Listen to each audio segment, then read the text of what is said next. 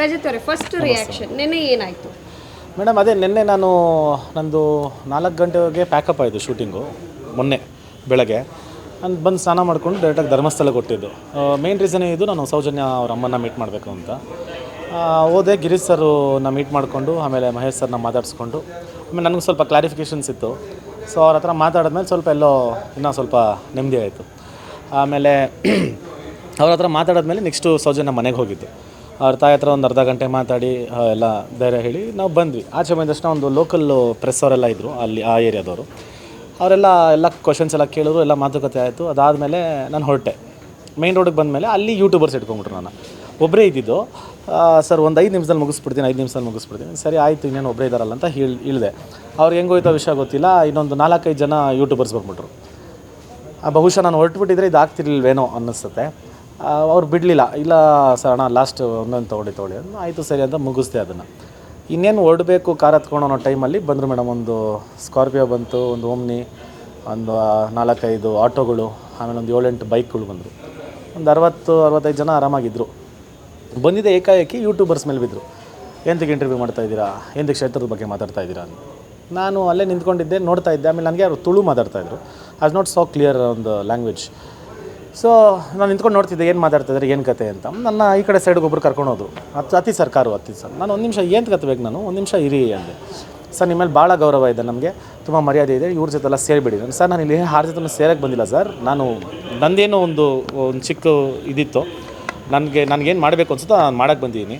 ನೀವು ಅದನ್ನ ಬಗ್ಗೆ ಎಂತಕ್ಕೆ ಮಾತಾಡ್ತಾ ಇದ್ದೀನಿ? ಇಲ್ಲ ಸರ್ ನಿಮ್ಗೆ ಅರ್ಥ ಆಗಲ್ಲ, ಅತಿ ಅಂತ 4-5 ಜನ ನಾನು ದಬ್ಬಿಡ್ರು ಒಳಗೆ. ಹಂಗೆ ಹೇಳ್ತೀನಿ, ದಬ್ಬ ಅಂತ ಹೊಡೆಯಕ್ಕೆ ಸ್ಟಾರ್ಟ್ ಮಾಡ್ಬಿಟ್ರು ಅವರು ಯೂಟ್ಯೂಬರ್ಸ್ನ. ಹೊಡೆದು ತುಂಬ ಕೆಟ್ಟ ಕೊಳ್ಕ ಹೊಡೆದ್ರು. ಮಾತ್ರ ಕಲ್ಲಲ್ಲಿ ಹೊಡೆದ್ರು, ಕೋಲಲ್ಲಿ ಹೊಡೆದ್ರು, ಆಮೇಲೆ ಬೆತ್ತ ಇತ್ತು ಅದರಲ್ಲಿ ಹೊಡೆದ್ರು. ಎಲ್ಲ ಆದಮೇಲೆ ನಾನೇನು ಮಾಡಿದೆ, ನಾನು ಹತ್ತಿಸ್ಬಿಟ್ರು ಬಿಡಲಿಲ್ಲ. ಯಾಕಂದರೆ ಹೊಡೆಯಕ್ಕೆ ಸ್ಟಾರ್ಟ್ ಮಾಡಿದ್ಮೇಲೆ ನನ್ನ ಫ್ರೆಂಡ್ಸ್ ಏನಂದರು, ಹೊಡೆಯಕ್ಕೆ ಸ್ಟಾರ್ಟ್ ಮಾಡೋರೆ, ನೀನು ಆಚೆ ಇಳಿಬೇಡ, ಆಮೇಲೆ ಕೈಗೆ ಇಟ್ಟರು ಅಂದರೆ ಚೆನ್ನಾಗಿ ಕಾಣಿಸಲ್ಲ, ಅದು ನೀನು ಒಳಗೆ ಕೂತ್ಕೊಂಡು. ಸರಿ ಆಯಿತು ಅಂತ ನಾವು ಸ್ವಲ್ಪ ಮುಂದೆ ಹೋಗಿ ರೈಟ್ ತೊಗೊಂಡು ಅಲ್ಲಿ ನಿಲ್ಲಿಸಿತ್ತಿರುವಾಗ ಏನಾಗ್ತಿದೆ ಅಂತ ನೋಡೋಕ್ಕೆ ಬಂದರೆ ನನ್ನ ಮೇಲೆ ಕಲ್ಲು ಎಸುತ್ತವ್ರೆ ಅಲ್ಲೊಬ್ಬ. ನಾನು ಆಮೇಲೆ ಏನಾಯಿತು, ಪಾಪ ಒಬ್ಬ ಅಭಿನೋ ಏನೋ ಅವ್ರ ಹೆಸರು ಗೊತ್ತಿಲ್ಲ ನನಗೆ, ಅವ್ರ ಪಾಪ ತೀರಾ ಸಣ್ಣಕ್ಕಿರೋರು, ಅವ್ರನ್ನ ಬಟ್ಟೆ ಹೋಗ್ದಂಗೆ ಮುಗಿತಾ ಇದ್ದಾರೆ. ನಾವು ಅಲ್ಲಿ ಏನೂ ಮಾಡೋಕ್ಕಾಗ್ದಿರೋ ಪರಿಸ್ಥಿತಿಯಲ್ಲಿ ನಿಂತ್ಕೊಂಡಿದ್ವಿ. ನಾವು ಒಂದು 30 ಜನ ಇದ್ವಿ madam. But problem is like ಈ ಥರ ಆಗ್ತಿದ್ದಾಗ ನಮಗೆ ತಡಿಬೇಕಾ, ಹೋಗಿ ಮಾತಾಡಬೇಕಾ, ಇಲ್ಲ ಏನಾಗುತ್ತೆ? ಯಾಕಂದ್ರೆ ನನ್ನ ಜೊತೆ ಜನಕ್ಕೆ ಪ್ರಾಬ್ಲಮ್ ಆಗುತ್ತೆ.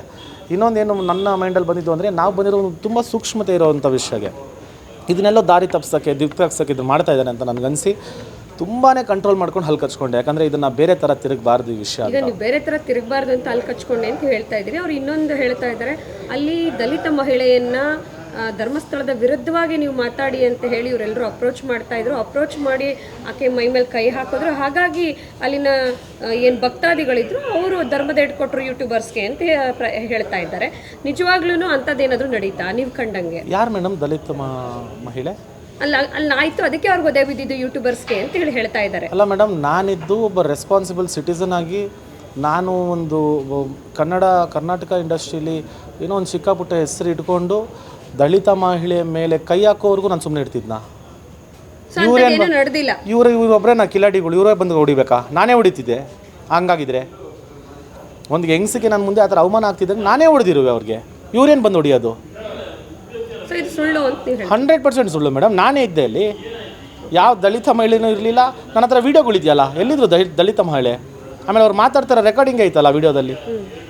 ಕ್ಷೇತ್ರದ ಬಗ್ಗೆ ಎಂತಕ್ಕೆ ಮಾತಾಡ್ತಾ ಇದೆಯಾ ಅಂತ ಹೊಡೆದಿದ್ದವ್ರಿಗೆ. ಕ್ಷೇತ್ರದ ಬಗ್ಗೆ ಏನು ಮಾತಾಡಿಲ್ಲ ಮೇಡಮ್. ಯಾರು ನನ್ನ ಮುಂದೆ ಅಂತೂ ಮಾತಾಡಿಲ್ಲ. ನನಗೆ ಅದ್ರ ವಿಷಯ ಗೊತ್ತಿಲ್ಲ. ಅಲ್ಲಿನ ದೊಡ್ಡವ್ರ ಬಗ್ಗೆ ಏನಾದರೂ ಮಾತಾಡಿದ್ರು? ಅದು ನನಗೆ ಗೊತ್ತಿಲ್ಲ ಮೇಡಮ್. ನನ್ನ ಮುಂದೆ ಅಂತೂ ಮಾತಾಡಿಲ್ಲ. ನಾನು ಮಾತಾಡಿದ್ದು I was very clear on one point. ನಾನು ಕ್ಷೇತ್ರದ ಬಗ್ಗೆ ಮಾತಾಡಿಲ್ಲ, ನಾನು ಅಲ್ಲಿರೋ ಜನರ ಬಗ್ಗೆ ಮಾತಾಡಿಲ್ಲ, ನಾನು ಧರ್ಮದ ಬಗ್ಗೆ ಮಾತಾಡಿಲ್ಲ. ನಿಮ್ಮನ್ನ ಮಾತಾಡಲಿಕ್ಕೆ ಮುಂದಾಗೋ ಸಂದರ್ಭದಲ್ಲೂ ಕೂಡ ಅವರು ಕ್ಷೇತ್ರದ ಬಗ್ಗೆ ಮಾತಾಡಿದ್ರ? ಇಲ್ಲ. ನಾನು ದೇವಸ್ಥಾನದ ಬಗ್ಗೆ ಮಾತಾಡಿಲ್ಲ, ದೇವ್ರ ಬಗ್ಗೆ. ನಾನು ಶಿವನ ಭಕ್ತಾನೆ. ನನಗೆ ಆ ದೇವಸ್ಥಾನದ ಮೇಲೆ ಅಪಾರವಾದ ಗೌರವ, ಆಮೇಲೆ ನಂಬಿಕೆ ಇದೆ. ಸೊ ನಾವು ಯಾರೂ ಅದ್ರ ಬಗ್ಗೆ ನಾನು ಮಾತಾಡಿಲ್ಲ. ನಾನು ಅವ್ರ ಹತ್ರ ವೆರಿ ಕ್ಲಿಯರಾಗಿ ಸ್ಪೆಸಿಫೈ ಮಾಡಿ ಹೇಳಿದ್ದು ಒಂದೇ ವಿಷಯ, ಸರ್ ಸೌಜನ್ಯ ಅನ್ನೋ ಹುಡುಗಿಗೆ ಅನ್ಯಾಯ ಆಗಿದೆ, ಬ್ರೂಟಲಿ ರೇಪ್ ಮಾಡಿ ಮರ್ಡರ್ ಮಾಡಿದ್ದಾರೆ. ಈ ವಿಷಯಕ್ಕೆ ನಮಗೆ ನ್ಯಾಯ ದೊರಕಿಸ್ಕೊಡಿ.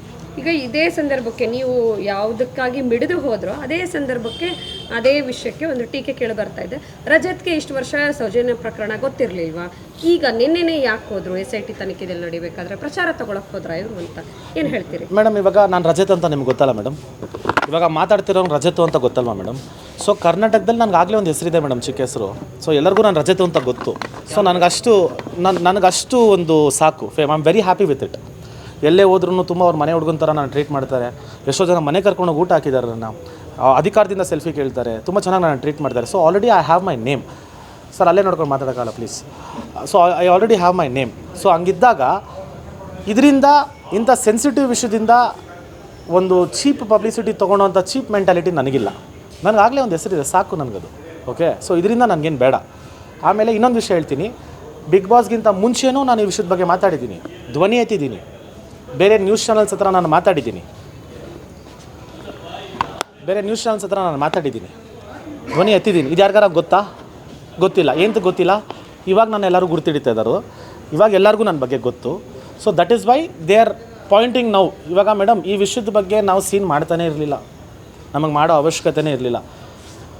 ಎಲೆಮರೆಕಾಯಿ ಥರ ಹೋಗಿದ್ವಿ, ವಾಪಸ್ ಬಂದ್ಬಿಡ್ತಿದ್ದೆ ನಾನು. ಆ ಜನನೇ ಬಂದರು, ಬೇಕಂತ ಒಂದು 60 ಜನ ಗುಂಪು ಕಟ್ಕೊಂಡು ಬೇಕಂತ ಜಗಳ ಮಾಡಿದ್ರು. ಇದು ಇಷ್ಟು ದೊಡ್ಡ ಇಶ್ಯೂ ಆಗೋಕ್ಕೆ ಕಾರಣನೇ ಅವ್ರು ಮಾಡಿಬಿಟ್ಟು ಇಷ್ಟು ದೊಡ್ಡ ಇಶ್ಯೂ. ಇವಾಗ ರಜತ್ ಪಬ್ಲಿಸಿಟಿ ತೊಗೊತವನೆ, ರಜತ್ ಫೇಮಕ್ ತೊಗೊತವನೆ, ರಜತ್ ಮಾಡ್ತಾರೋದು ಬೇಕಂತ ಅಂದರೆ ನನ್ನ ತಪ್ಪ? ನಾನೇನಾದರೂ ಹೇಳಿದ್ನ ನಾನು ಬರ್ತಾಯಿದ್ದೀನಿ, ನಾನು ಹೋಗ್ತಾಯಿದ್ದೀನಿ ಅಂತ? ಹೇಳಿದ್ದವ್ರೆ, ಮಾಡಿದ್ದವ್ರೆ, ಸೀನ್ ಮಾಡಿದ್ದವ್ರೆ, ಜಗಳ ಮಾಡಿದ್ದವ್ರೆ. ಇವಾಗ ನಾನು ಪಬ್ಲಿಸಿಟಿ ಎಂತಕ್ಕಿದು? ನನಗೆ ಅವಶ್ಯಕತೆನೇ ಇರಲಿಲ್ಲ. ಹೆಚ್ಚಿನ ವಿಡಿಯೋಗಳಿಗೆ ಪ್ರತಿಧ್ವನಿ ಯೂಟ್ಯೂಬ್ ಚಾನೆಲ್ ಸಬ್ಸ್ಕ್ರೈಬ್ ಮಾಡಿ, ಬೆಲ್ ಐಕಾನ್ ಕ್ಲಿಕ್ ಮಾಡಿ.